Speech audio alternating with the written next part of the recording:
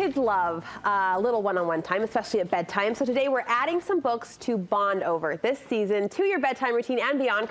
Kim Christenson, is here with 10 picture books to read together while you cozy up by the fire or maybe snuggle up in bed this winter. These are all read and approved, I understand, by your own kiddos. Yes, and also by me, because half of them I buy for myself because I love children's books. I'm a collector too. I was long before I was a parent, long before kids were even on the scene. There's something magical about the pages of a children's book. So magical, and when the illustrations and words are both amazing, yes, it's magic. Okay, let's jump in. Okay. I can't wait to add my list based on your list. What's first? So excited. So this one is Over and Under the Snow.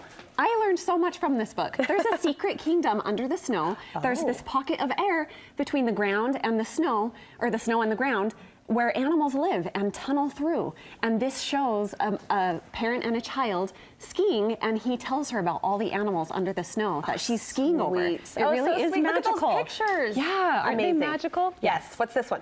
So this one is Sleep Tight Farm, and the illustrations are my favorite in these. It's written by a real farmer. She actually has children come to her farm and learn about where their food is from. But this book, which is amazing, such a cool side note, but this book is all about how you put a farm to sleep for winter. I love it. Goodbye Autumn, Hello Winter, made your list as well? Yes, Kennard Pack I love because he just brings out the magic in every season and helps you embrace it. I need a little help embracing winter, so this is good. Yes, that's why we're here right now, right? So it's just a beautiful, simple transition from fall to winter. Helping you kind of bridge those seasons, teach that concept. Yeah. I'm looking at the simple, dainty artwork that again is just something you could frame each and every one of those pages, I feel like. Okay, Bunny Slopes, another fun one to pull out this time of year. So fun because it's interactive. So your kids are involved in it, and you take a bunny skiing, and you have to shake the book to bring snow into the pages. Oh, clever. And you have to follow him on his slopes, and when he falls through a bunny hole, you get to see what happens and where he ends up. It's just interactive and fun. Oh, I love that. That's clever to involve their sensory, make it a sensory experience, involve their senses. Really nice. What's this one? This is Mice Skating. This is one of my favorites. The illustrations are kind of vintage. It just makes you feel cozy reading it. And it's about a little mouse who loves winter. But his friends don't. They want to stay cozy underground. But eventually he gets them to come out and play with them.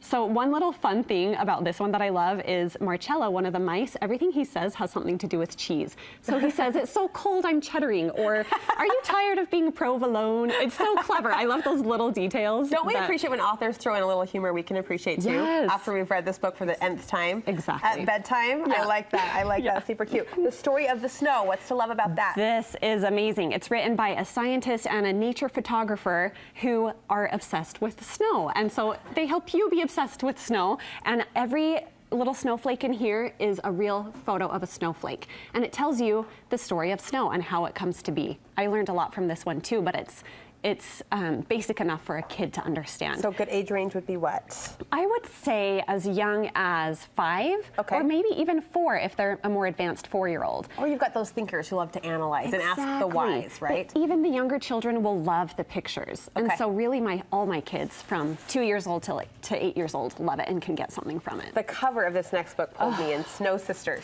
This is a brand new book, so I was so excited to bring this one on. And yeah, it's just about 2 sisters who the first snow falls of the season and they react to it in a different way. One of them wants to stay inside and stay warm and bake and read, and the other one wants to get out and play. And so it's, especially if you have daughters, this is one that you should have in your home. Oh, that sister connection. Yes. Makes me wish I had a sister connection at home. I mean, I do. It makes me wish my daughter did, because the pictures are so sweet. I know we keep talking about the pictures, but that's half of it, right? Oh, at least. All right, William's Winter Nap, major list. This is, I love the writer of this one, and this is just a fun, it's rhyming, and so it's catchy, and it's just a fun winter cozy story. So all these little animals tap on the door of little William's door, and he lets them in one by one until a bear comes, and they have to figure out what to do about the bear, and if they're gonna let him come in or not. We're just barely getting into rhyming at my house, where I can like dramatically pause and Emmy will fill in that rhyming word, right, with the cadence of the writing, and so that's a fun one. This would be a perfect one for that. All right, say Zoop.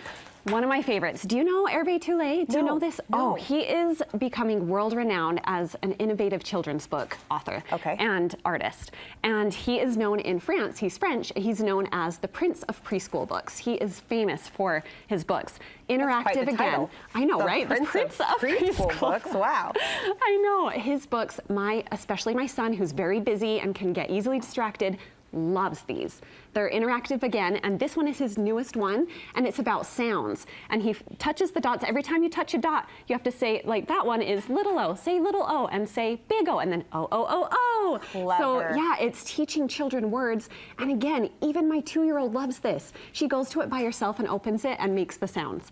And my oldest, my 8-year-old, loves it as well. And allows you to fun. Interact through the story time, which I think is such a rare opportunity, a great opportunity. Yeah, and it's so fun. It's a fun alternative to technology because it's still interactive and fun and keeps them busy, but it's a book. Love it. Yep. The Incredible Book Eating Boy rounds out your winter list for us. Yes, it does. Oliver Jeffers is an author to look for. He might be my favorite author. Don't make me pick a favorite, but might. Okay. Don't make me pick a favorite for sure. But this one is so fun. It's about a boy who loves books, but not the way we do. He eats them, literally eats them. And so he eats them, and it makes him really smart, but eventually he can't digest the books. So all of it gets jumbled up. All the words get jumbled up, and he can't really answer questions in school anymore. So he decides to stop eating the books, and he finds another way to digest the books. There it is. There's even a bite out of the pages, which my kids love. Cute. So. Brought on the giggles. Yes. Well, you have boosted our reading list for sure. Thank you so much. And I understand there's a giveaway happening over on your website. There is a giveaway. So Chronicle Books, who created 5 of these books, they're going to give away their 5 books. Awesome. To one lucky winner. So they can just head to Instagram, Talk Wordy to Me on Instagram. Talk Wordy to Me. We'll link you over on our website. Be sure to get in on that, and your reading stash will get a boost for sure. Thank you so much. You're welcome. Pick.